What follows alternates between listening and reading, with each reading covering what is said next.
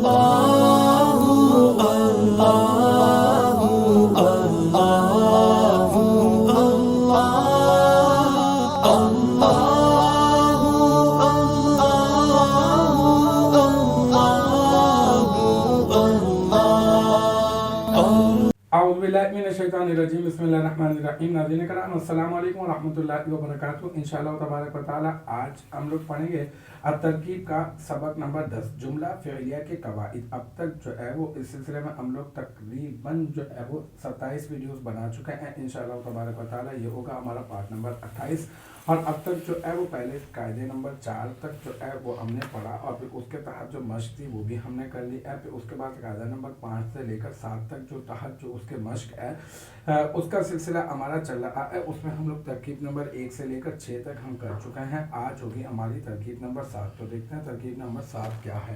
तरकीब नंबर 7 है हरबल फारानी। ये फारून है, ये मैं बता दूं आपको, और इसका तस्निया है, ये तस्निया, तो फिर ये बन गया फारून से फारानी। ये इसमें जाहिर है, ठीक है, और ये मुफरद है जो फ़ाइल बन रहा है। और ये हरबा जो है ना ये फ़िल माजी है, ठीक है। ये हरबा यहरुबु हरबन, ठीक है, नसर यंसुरु नसरन से आता है। ये इसका माना होता है भागना और फारून का माना चूहा होता है।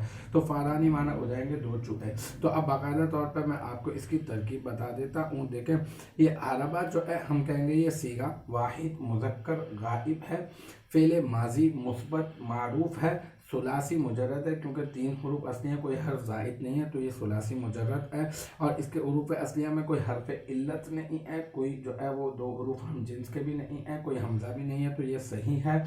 और ये बाब जो है वो बता चुका आपको, ये बाब है असबाब नसरा यनसुरु।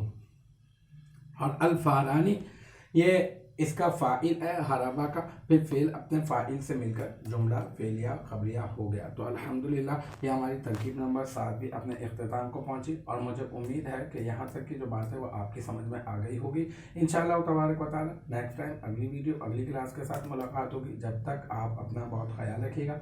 व आखिर दावाना अनिल हम्दुलिल्लाहि रब्बिल आलमीन।